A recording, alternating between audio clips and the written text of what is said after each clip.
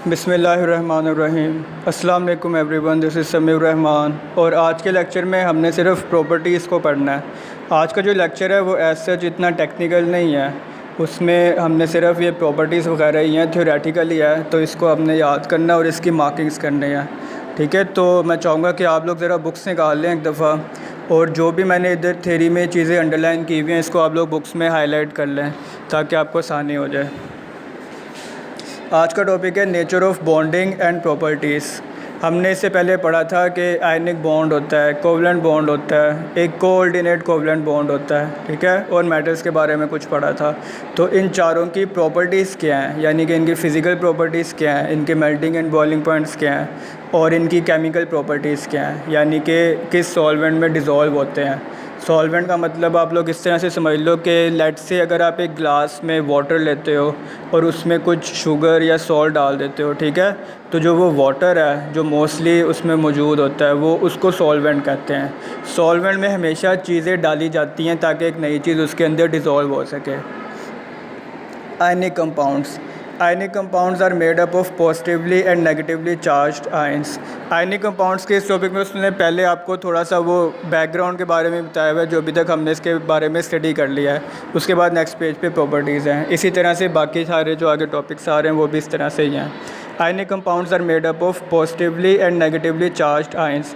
हमें पता है कि जब भी एक आयनिक कंपाउंड बनता है उसमें एक कैटाइन मौजूद होता है जिसको पॉजिटिवली चार्ज्ड आयन भी कहते हैं, और एक एनाइन मौजूद होता है जिसको नेगेटिवली चार्ज्ड आयन कहते हैं, ठीक है। दस they consist of ions and not the molecules. हमें पता है कि उसमें आयंस मौजूद होते हैं, मॉलिक्यूल्स नहीं होते।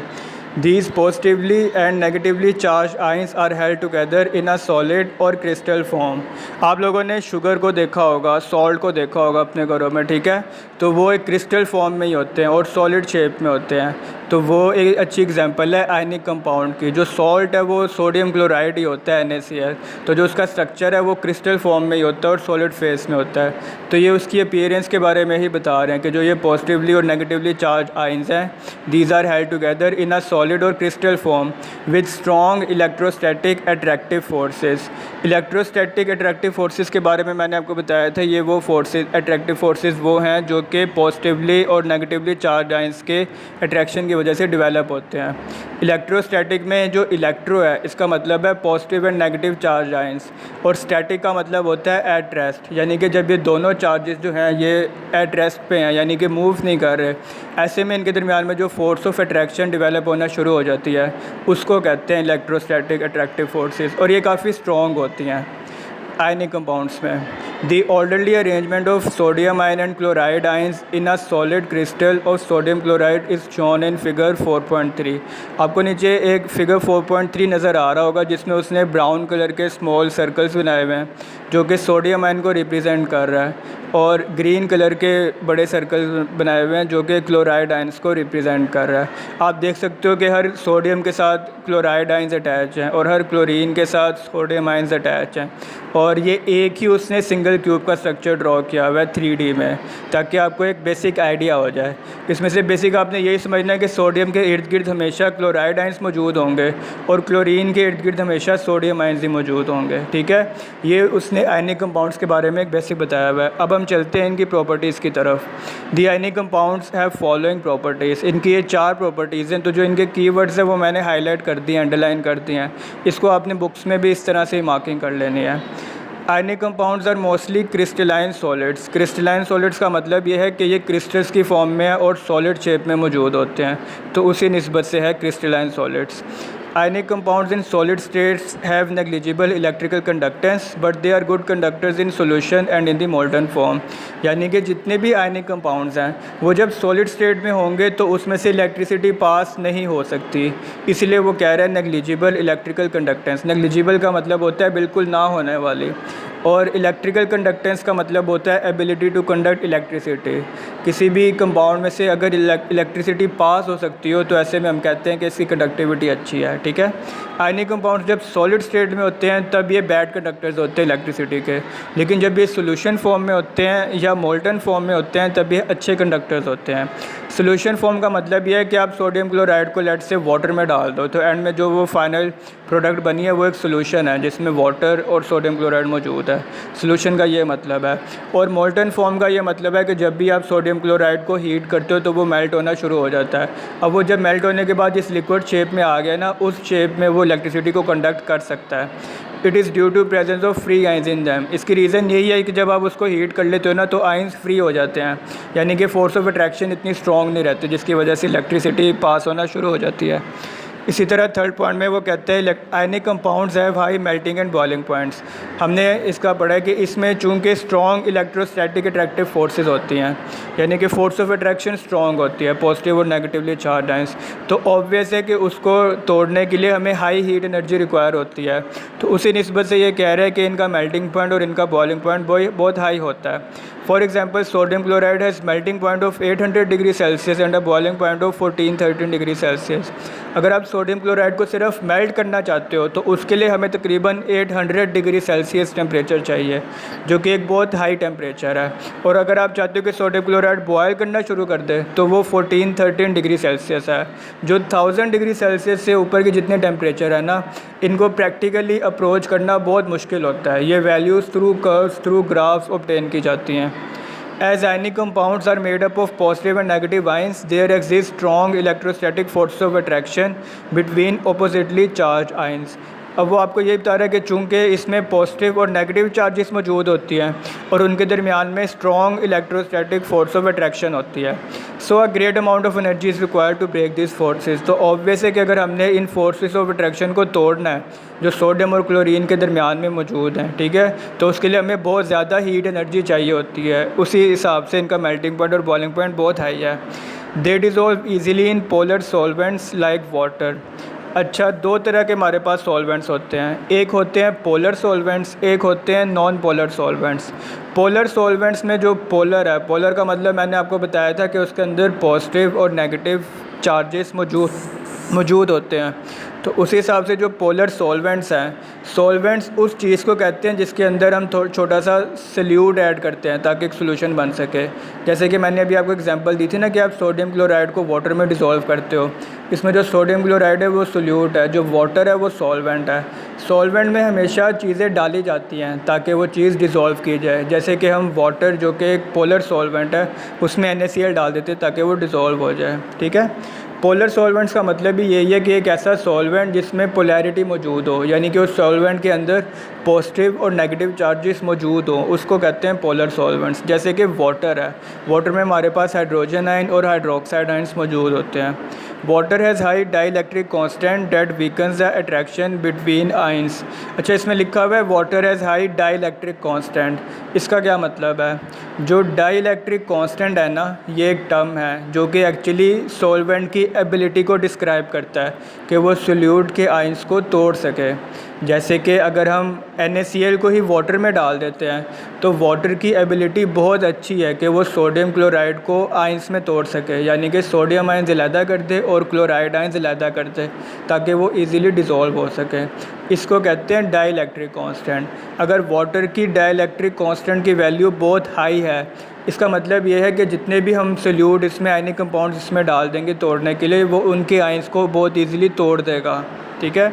Date weakens the attraction between ions, जो कि सोडियम और क्लोराइड आयंस के दरमियान जो फोर्स ऑफ अट्रैक्शन है उसको वीक कर देगा, ठीक है। फोर्थ पॉइंट में वो आपको यही बता रहे हैं कि एक तो ये पोलर सॉल्वेंट्स में बहुत ईजिली डिसॉल्व हो जाते हैं, और दूसरी अहम बात यह है कि वाटर का डाइलेक्ट्रिक कांस्टेंट बहुत हाई है, जिसकी वजह से कोई भी आप आयनिक कंपाउंड इसमें डालोगे तो वो उस आयनिक कंपाउंड को आयंस में तोड़ देगा, पॉजिटिव आयंस अलहदा कर देगा और नेगेटिव आयंस अलहदा कर देगा ताकि वो इजीली इसमें डिसॉल्व हो सकें। ये हमारे पास प्रॉपर्टीज़ हैं आयनिक कंपाउंड्स की। इसी तरह अब हम बात करते हैं कोवलेंट कंपाउंड्स की। कोवलेंट कंपाउंड्स के बारे में मैंने आपको बताया था कि इसमें कोई भी इलेक्ट्रॉन का ट्रांसफ़र नहीं होता, इसमें सिर्फ म्यूचुअल शेयरिंग होती है इलेक्ट्रॉन्स की दोनों एटम्स की तरफ से, ठीक है।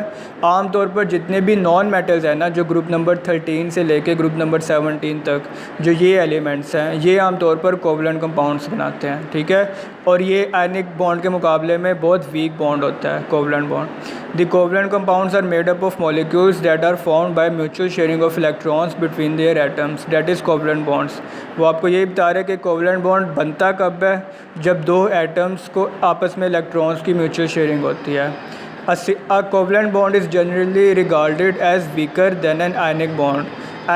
आयनिक बॉन्ड चूँकि एक स्ट्रॉन्ग बॉन्ड होता है क्योंकि उसमें पॉजिटिव और नेगेटिव आयंस मौजूद होता है, लेकिन कोवलेंट कंपाउंड्स के केस में ज़रूरी नहीं है कि पॉजिटिव और नेगेटिव आयंस ही मौजूद हों। कभी कुछ कंपाउंड्स में होते हैं, कुछ में नहीं होते। Covalent compounds are made up of 2 और more non metals. Covalent compounds आमतौर पर 2 या 2 से ज़्यादा नॉन मेटल्स के कॉम्बिनेशन से बनते हैं। For example H2, CH4, CO2, H2SO4 and C6H12O6।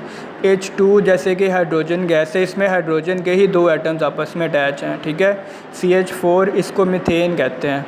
CO2 carbon dioxide है। H2SO4 का मतलब है सल्फ्यूरिक एसिड। सल्फ्यूरिक एसिड में हमारे पास आयंस होते हैं, एक H पॉजिटिव आयंस होते हैं और एक SO4 होल की पावर -2 सल्फेट आयन, यानी कि एक हाइड्रोजन आयन होता है, एक सल्फेट आयन होता है। हाइड्रोजन पॉजिटिवली चार्ज और सल्फेट नेगेटिवली चार्ज। इसी तरह C6H12O6। Lower molecular mass covalent compounds are gases और लो बॉइलिंग लिक्विड्स। अच्छा, 2 तरह के हमारे पास कोवलेंट कंपाउंड्स हैं। एक वो हैं जिनका मोलिकुलर मास बहुत थोड़ा होता है, यानी कि 10 ग्राम्स पर मोल, 12 ग्राम्स पर मोल। इस तरह के जो लो मोलिकुलर मास वाले कोवलेंट कंपाउंड्स होते हैं, ये आमतौर पर गैस फेस में होते हैं या फिर low boiling liquids. Low boiling liquids का मतलब ये है कि एक ऐसा लिक्विड जो कि हल्की सी हीट पर भी बॉयल होना शुरू हो जाए।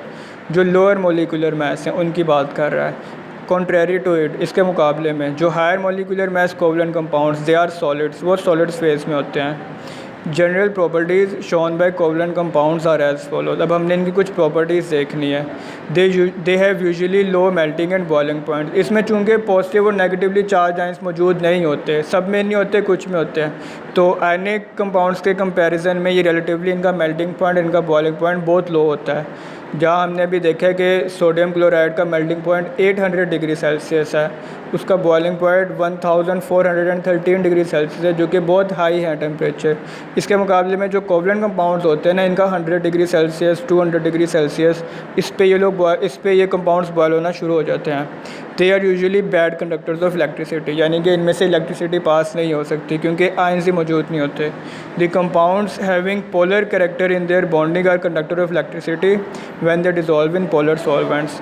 कोवलेंट कंपाउंड्स में वो कंपाउंड्स जो कि पोलर हैं, जैसे कि हमने H2SO4 पढ़ा था कि उसमें हाइड्रोजन आयन और सल्फेट आयन है, ठीक है।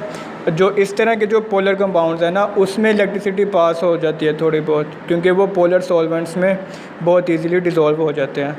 पोलर सॉल्वेंट्स में जैसे कि एग्जांपल मैंने आपको वाटर के दिया है कि वो एक पोलर सॉल्वेंट है। They are usually insoluble in water but are soluble in non aqueous solvents like benzene, ether, alcohol and acetone. ये जो थर्ड पॉइंट है ना, ये इसने ओवरऑल कोवलेंट कंपाउंड्स के केस में बताया है, लेकिन इससे पहले जो बता रहा है ना कि they are dissolve in polar solvents, ये वो पोलर कोवलेंट कंपाउंड्स की बात कर रहा है। थर्ड पॉइंट में वो आपको ये बता रहा है कि जनरली जितने भी कोवलेंट कंपाउंड्स हैं ये आमतौर पर वाटर में इनसोल्यूबल होते हैं, लेकिन जितने भी नॉन एक्वस सॉल्वेंट्स हैं, नॉन एक्वस का मतलब है कि जिसमें वाटर मौजूद ना हो, ठीक है। तो नॉन एक्वस सॉल्वेंट्स वो सॉल्वेंट जिसमें वाटर मौजूद ना हो, जैसे कि बेंजीन है, ईथर है, अल्कोहल है और एसीटोन है, इसमें कोवलेंट कंपाउंड्स डिसॉल्व हो जाते हैं।